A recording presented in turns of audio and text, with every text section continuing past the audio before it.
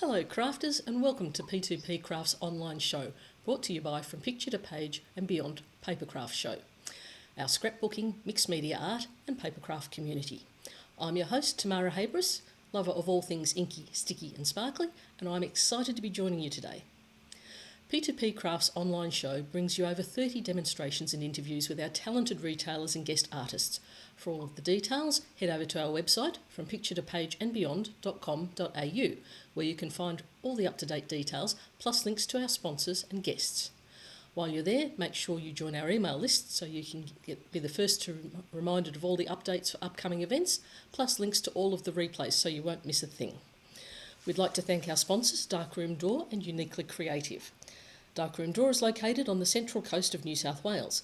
They're a family-owned and operated business and believe in supporting independent craft stores.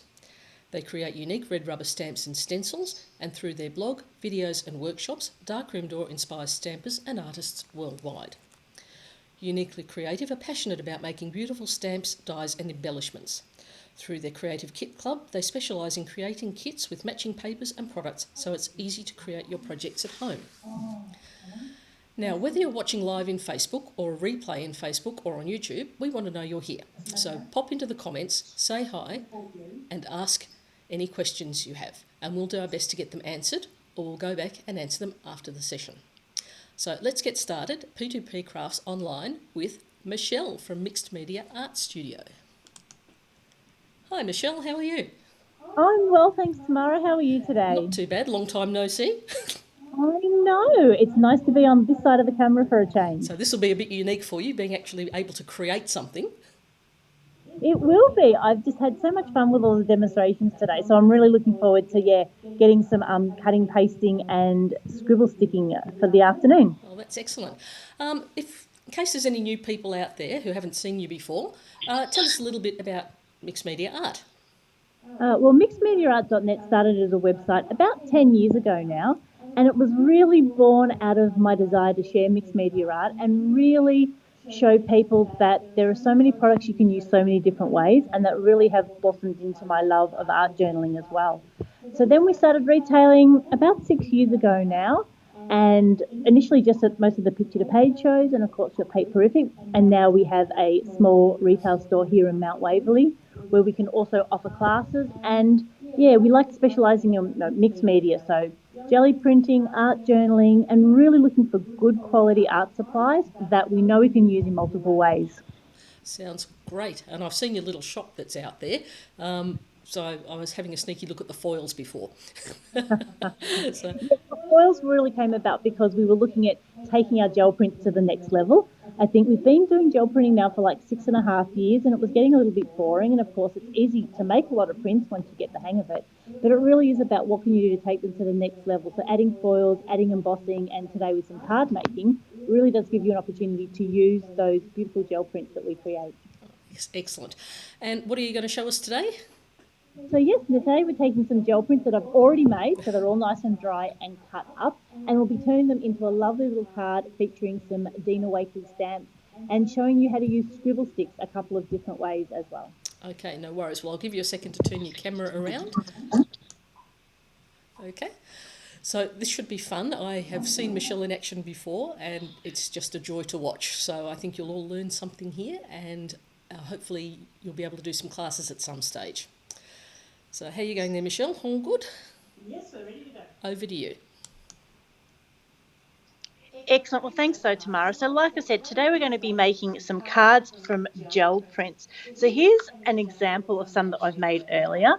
Now, for those of you that joined us at From Picture to Page in Bendigo way back in March, this was actually our make and take. So hopefully this is a bit of a refresher for you. Or like I said, if you've got some gel prints, then this is a chance to get them out, punch some circles, and then really just come and use some scribble sticks to add some colour. So that's what we're going to do today. Excellent. I love those stamps. Okay, I'm being told that my camera needs to be turned around the other way. Which way are you seeing them, Tamara? I'm seeing it portrait, so you wanted it landscape. So, yep. Yep, okay. Just give me a tick to get that right then, and we'll see what we can do. So you confused yourself. You had it right at practice. I did. It's always the way, isn't it? How's that? That's it. Perfect. Okay. Fantastic. Okay, let's give that a go then. Yeah, see, I thought you just changed your mind and you wanted a different angle. No, not at all. Just with the bright lights in my eyes, I can't see. Okay, good to go. So when we do gel printing, they often start off looking a lot like this. So I love using the 8-inch by 10-inch gel plate. And on an A4 piece of paper, this gives us plenty of space to play. But of course, it's not all that practical. And when we're making these prints, it can kind of be a little bit overwhelming. So we want to just cut them down and use small parts. So here's one where I've used some acrylic paints and a darkroom door stencil. Here's some that I've done with our really fun art foamies. And here's another one that's quite plain and just used a little bit of sequin scrap to add a little bit of interest. But what I've done is taken this and cut them into smaller lots. So then I've got them sort of ready to go, ready to play. So we've got some that are using different stencils, different art foamies again. So card size. So, yeah, card size basically. So what we're going to do today is take some gel prints. Now these could be scrapbooking papers, they could be things that you've made yourself. I'm then going to use some circle punches. I've got some A5 card here ready to go. I'm also going to use, where are they? Some stamps. So this is one of my favourite sets from Dina Wakely. We've all got a story to tell. And just these are really lovely scribbly figures. And then we're going to use some Scribble Sticks as well. So for those that haven't seen those Scribble Sticks, they're water-soluble pigments. So they're, crayons that are activated with water. So I'll show you a couple of different ways to play with that as well. Okay, so what we're going to do first is grab 3 different colours because as we know, things in threes are often good. So I'm going to go with a blue, with a pink, and maybe, hang on. Decisions. Yeah, maybe oil. I know, decisions. You think she would have been more organised, but no. You've had a few other things on your mind lately. I know. Poor mixed media art tends to be the poor cousin to picture the page sometimes. So what I'm going to do is punch out some circles. Now these are really great crafts for you punches. They're really nice and easy to use. I actually just like using them up the other way because then you can get the most out of all of your gel prints. Yeah, you can see where you want to put the hole. Yeah, exactly. And they've got this really nice little handle on them to give you plenty of leverage. Of course, I've managed to get that stuck. There we go. Okay, and then let's do the same with this. So punch out a few different sizes. That first hole punch that you used, that one is huge. What size is it? Yeah, so that goes from 48 millimetres. The middle one's 40 and the smaller one's 32. Wow.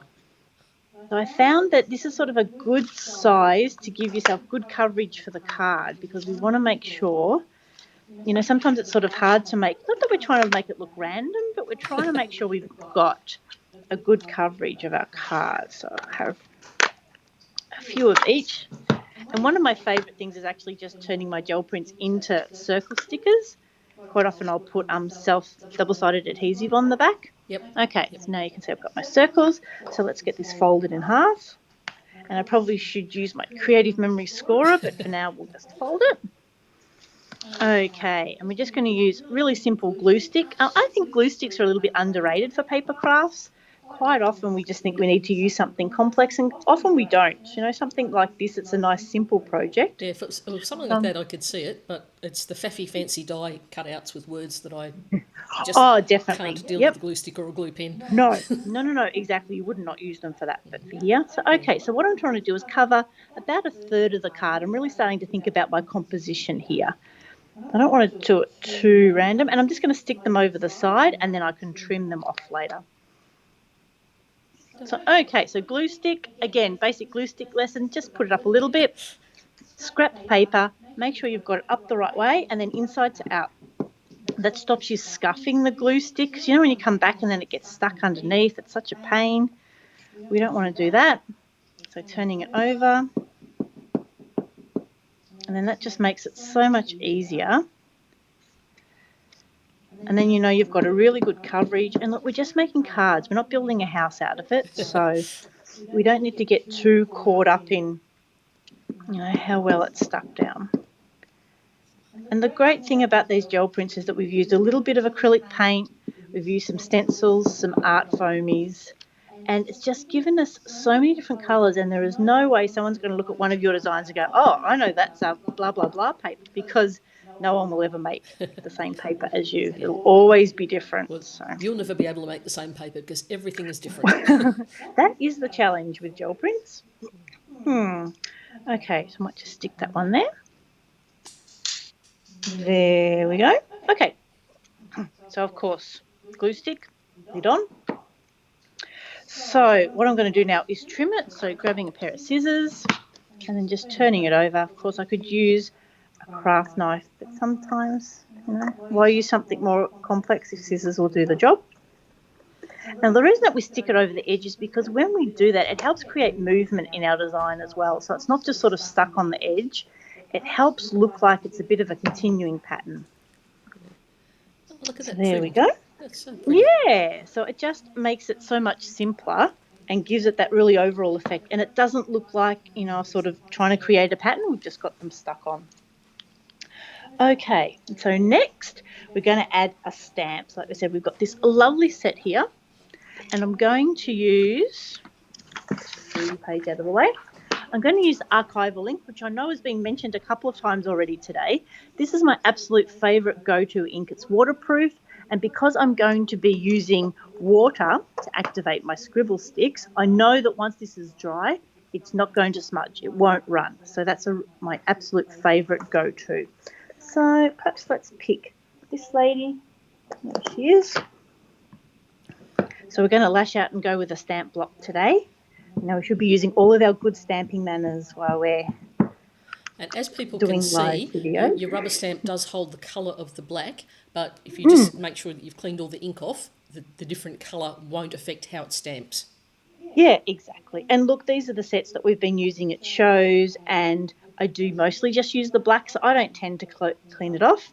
And so there you go. So we've got a nice stamp there. And the great thing about the Dina Wakley stamps is they're sort of a bit squiggly and a bit loose, so it doesn't matter if it's not a perfect image. We know that that will be, just what we need it to be.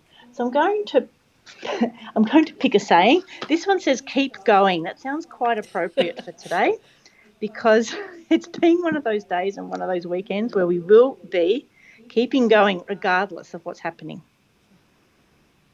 It'll all be all right on the night. It's doing very well. Oh, of course. And again, this is a really great little font. It's got a little bit of sort of grunge in the background, so you don't have to be too worried about getting it perfect. Okay. So how are we going for time? Wouldn't want Michelle to go over, would we? Okay. So what we're going to do next is choose some Scribble Sticks that sort of use the colours. So we've got some pink. We've got a beautiful sort of the darker colour there. And then have I got a green? Maybe that one's sort of close. So the first way I'm going to use the Scribble Stick, so I've got peacock, I've got magenta, and I've got fuchsia. So the first thing I'm going to do is, I'm not going to colour it in, I just want to give it some highlights. So we just want to think a little bit about sort of what would make sense if we were going to add some highlights into this. So just adding it just like we would a crayon. And I'm going to very carefully get some water. And these Dina Wakley brushes are just fantastic for this. So get it a bit wet. It's a very long brush. They are very long, really good for art journaling. And then what I'm going to do, that's it, is just activate it. Now, each of the Scribble Sticks, we've had such a theme today of, getting to know your materials. And this is one of the things you can see there. It's created a bit of a painterly effect. But it doesn't have a lot of pigment. It's not going to move a lot further, not like Natalie's pigments. So what that's going to do is just really just give us that really nice little effect. Okay, so watercolour crayons is what you're telling me. Yeah. Well, I believe Dina calls them water-soluble pigments. Okay. But yeah, they're goodness knows. Because that's the adult term. Okay. Yeah, that's the grown-up term. So maybe I could do with a bit of a contrast. I might grab a little bit of, give her a bit of orange hair. So this is applying them directly to paper. As you can see, we've just drawn it on, and we've then used that, and we know that we can get, you can see this got quite a bit of pigment in it, so I can really bring that pigment around and move it around. And this is just a really lightweight card, so I wouldn't want to add too much water to it. Okay. Now, another great way of using your Scribble Sticks is with a damp brush. It's just using the back of it to pick up just that little bit colour. And let's see if we can go in one easy motion from the top down to the bottom. We know we're going to sort of have less pigment as we go. And see how that gives us a little bit of a Yeah, the shade. graduated colour, yeah. Yeah, so it goes from the top to bottom. So we might look at that and say, okay, if we're going okay for time, and we are, add a little bit of shading in. Now, shading is really what takes your craft to the next level. So I'm not going to use black. I'm going to use sort of a dark blue. So this is the marine colour. And again, I know this is my favourite for shading. So what I'm going to do, I can see that this circle is sitting on the top of this circle. So I'm going to sort of just go around there.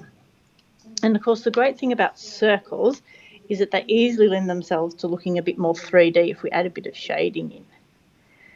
Now, the Sneaky key to trick. shading, yeah, the key to shading is it can be a little bit scary when you do it for the first time.